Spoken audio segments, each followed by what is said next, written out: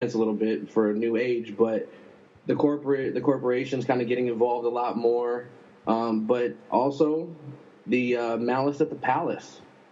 Yep.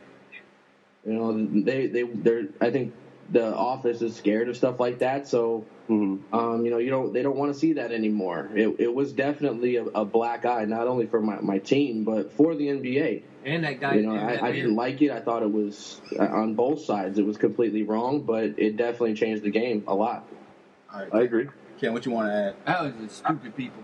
But you know, I'm getting old when I was told on Twitter that I must still be confined into the 80s and 90s of basketball if I don't think certain players that play in today's game could play in that game back then. I looked at him and said, "Boy, shut your mouth." I was like, bro, I think there's only one player that can do that, and that's LeBron. I think there's a couple, but like Westbrook, I think could play back then because he, to me, most resembles an Allen Iverson type out of anybody in the game. I agree. Right now. Okay. He reminds me of Allen the way he does everything, and he's just mean about it now. And now without Durant, he can actually show. He's going to be able to show more than he did with Durant there. Mm-hmm. So now, not only that, it's the defense. Oh, and the defense is a huge part of back in the day. I mean, in LeBron, and those are the two perfect examples because they're both defensive presences. Mm-hmm. It doesn't matter. These guys are going to get grimy and dirty when it comes to the defensive end of the ball. And the rules now have completely made it where a guy like, if Michael Jordan played in this era of basketball, Michael Jordan, I will say it, he would probably average 45 to 50 points a game in this era of basketball. The hand check alone. Because you couldn't guard him. The hand check era. Absolutely. I agree with you. Couldn't guard Michael Jordan right now. Imagine how much Shaq would have. Just in the little years that Shaq has been gone, how much the game was changed. If Shaq could shoot free throws, he would have made 40 a game. Now Shaq would have averaged 60 points a game if he could make free throws. Come on, be real. He made 13 for 13 in one game. Allen Iverson would even score more points now than he did back then because of all the new rules. The rules have completely changed. People are like, well, the game's evolved and everything. No, the game is not evolved. The game is made. The rules have set up the game to now this is how you have to play the game because the rules set it up this way. The reason we have so many good shooters and everything like that is because guess what? They don't got nobody in their grill all the way down the court like they used to. So guess what? You can pop a three-pointer anytime you want to because you ain't got to worry about somebody being all up in your chest. Yep. When Larry was shooting threes, there was people in his mug. Now when Steph Curry shoots three, they were picking him up from the free throw line on the other end of the floor. Exactly. Now when Steph Curry shoots three, he can step over a stupid bridge, literally on the floor, step over a bridge and shoot. Oh, he can shoot it from O.Co Coliseum right next door to the Oracle Arena. Because there's no one there. Exactly. There's no one there. He can shoot it from Oakland Coliseum and make it because no one's there to guard him. But it's just, to me, when everybody says, well, you're stuck in the old days. I'm not stuck in the old days. I'm stuck in a better brand of basketball is what I think it was. Yes, I think it was I agree. I think it was a better, more fun basketball to watch. It was how basketball should be played. Now it's like, oh, it's so entertaining now. Yeah, because you ain't got to worry about none of the, if someone's going to foul me, you ain't got to worry about that no more. Yeah. You don't have to worry about it. And the bad thing, you brought in the international. I think the bad part, well, the international players, as soon as they started coming over here, what did we see the uptick in? Soccer flops. Oh, yeah. Flops. We saw the uptick. Euro step. Yeah. One guy, I'll throw out his name. Vlade Divac. Oh, yeah. That dude brought the art of soccer flopping to the NBA, and unfortunately, it has never left and has gotten worse. Yeah. Well, it's definitely gotten worse. We can all agree. Oh, it's gotten terrible. You sneeze on somebody now, they fall down and act like they twisted their ankle, and then they're back up 2 seconds It's so later. bad that you find people flopping now. Look, that's how at bad least. it is. Well, that's what I was saying because I remember Jeff Van Gundy announcing games, and he's like, and it was I want to say like 4 or 5 seasons ago, and he was announcing a game, and he's like, this is just atrocious. I mean, we need to start finding these guys for taking these. They're just literally acting fouls. That they're flops. I know. Yep. And then they, man, you're going to get fined $5,000 every single time you do it. And then it was happening so much that they just stopped calling the flops. And as a ref, I mean, as a fan, you're looking at the refs like, come on, just get the game back to what it was. It's either no blood, no foul, right? I mean, that's how we want to see the game be played. Just, absolute effort, grinding, all that. And then, like you just said, getting sneezed on and the guys falling and stumbling back to the bench. Look, I kid James Harden about playing no defense. At least the dude doesn't flop a lot. Yeah, he did. When he did. He used to, but now he just don't play defense. And he's like, I'm not even going to get in the way, so I can flop. I'm like, I'll credit James Harden.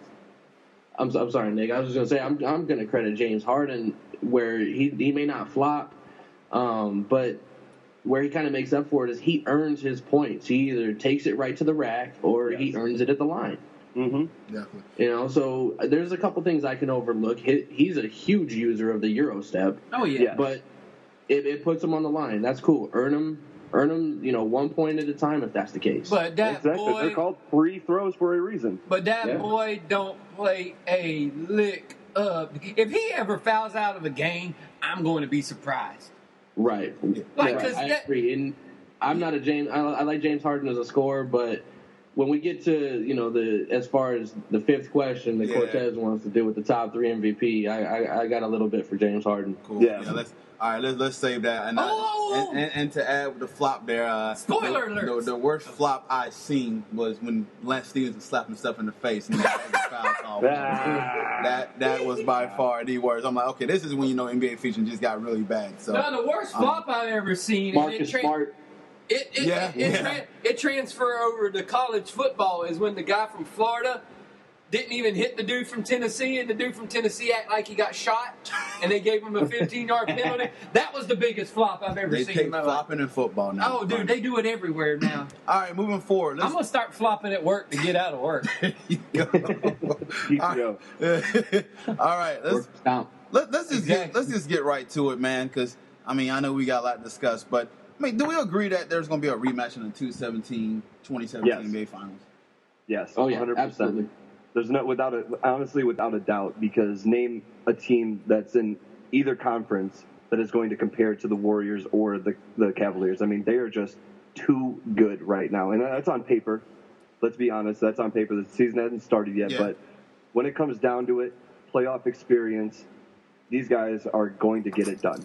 Yep, absolutely, hands down, no question. Ask me Christmas. Ask you at Christmas? Okay. Yeah. Everyone, it's a running joke. I do not start really watching basketball until Christmas Day.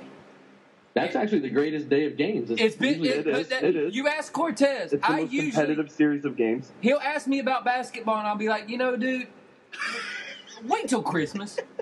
One year where they this year has to be more competitive. It actually competes with the NFL. So a lot of and then college football is moving back. A lot of bowl games off of the first because of NFL and everything. But they're But I told Cortez, I'm like, the year they had the strike, and they started on Christmas Day. That was my favorite basketball season ever. Because I was like, this is perfect. No, a couple of years ago. Yeah, I was like, this is perfect. It was 50-something games, and you started on Christmas. That way I was able to focus on football, and then Christmas came, and I had basketball. I was like, this is perfect. I was like, they made the choice for you. I was like, let's do this every year. But yeah, you ask me during Christmas time, I'll tell you really what I think. Well, a lot of people also say, and I'm a big part of this, records don't matter in the NBA until after the All-Star break. Mm-hmm. Absolutely. I agree. As a basketball fan, and it's not just being a Bulls fan, I love the game of basketball. I played a little bit in college, all that stuff, but it really, when it comes down to the NBA, after the All-Star break is when you need to play your best basketball. It doesn't matter if you have an under 500 record. You can literally go with a 750 record after the All-Star break and see yourself as a 5 or a 6 seed, no matter how bad you put yourself before the All-Star break. Yep.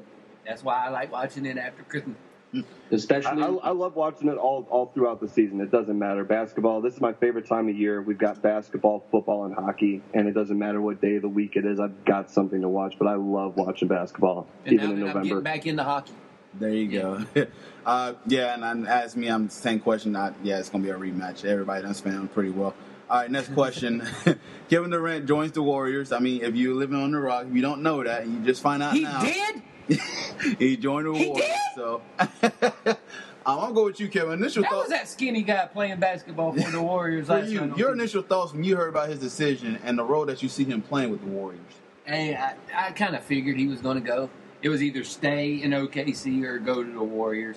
And with what all I'm hearing now and finding out that I actually made sense when I was telling people that him and Russell don't get along and that one of these breakups and one of them leaving was coming, I'm not surprised at it right now. And the role he's going to play is he's going to be the ultimate pick and roll assassin. Is what I see. That team is loaded. We talked about it earlier, the new way that basketball is being played. Well, they've set up perfectly for the new way that basketball is going to be played. Got you. All right, Mike, your thoughts on Kevin Durant joining the Warriors and give me your feedback on this.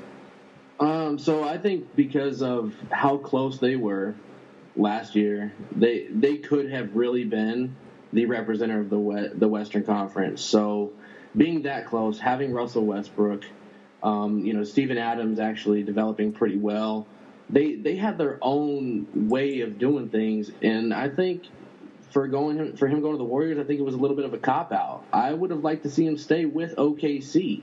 I think actually he kind of hurts the Warriors more than actually helps them, only because, two reasons. How much did they lose and have to give up for him to free agency or trade? Some of those small names, but they were big men. So you put a lot of pressure on Draymond Green here throughout the whole season, rather than every so often with the plays with him being a big man. Granted, they got JaVale McGee, but he's only good at Shaq and a fool. You know what I mean? So, all right, fair enough. Presence. Who else did they get? They got David West. Pachulia.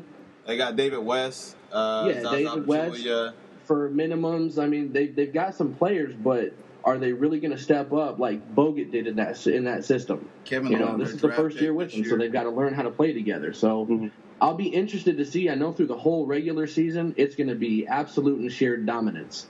But when it comes time to grind in the playoffs, they might get through that whole, the first couple rounds. But when it gets to the finals, the Cavs have a well-oiled machine that has been there together this is going to be the third year in a row.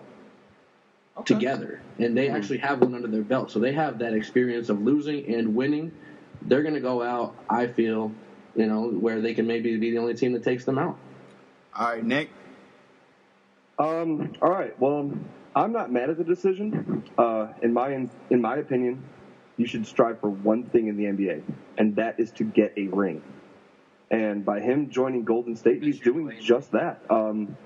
He gave OKC plenty of chances to build a team around him with being the face of the franchise. I mean, I'm not a fan of this era of quote-unquote super teams, but I totally get why the league follows this trend. I mean, it's just to get championships. That's just really all it is. But no, I'm not mad at the decision. Again, get a ring. I mean, everybody's going to, you blew a 3-1 lead, and then you go to the team that you lost to and all that. Whatever. It doesn't matter.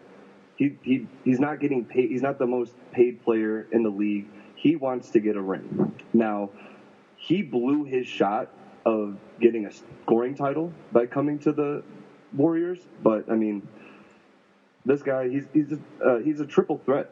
I mean, and this is what his role is going to be. He's going to spread the floor even more. He's a triple threat, man. He can shoot the ball, as we all know. He can drive to the basket and finish at a high percentage, and he can pass. So.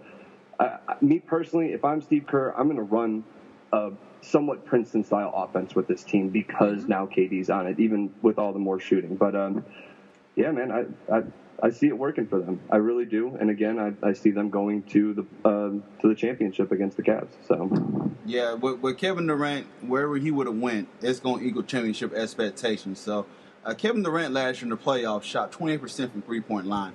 Remember that season, he shot 34%. This guy's a willing passer. The last few years, he averaged over 4 assists per game. And 3 of their 5 stars, the Golden State Warriors, are able to handle the playmaking responsibilities. So that team just become a lethal threat because they got 3 ball handlers on that team that can actually do what they need to do. He is going to be stunned at how much space he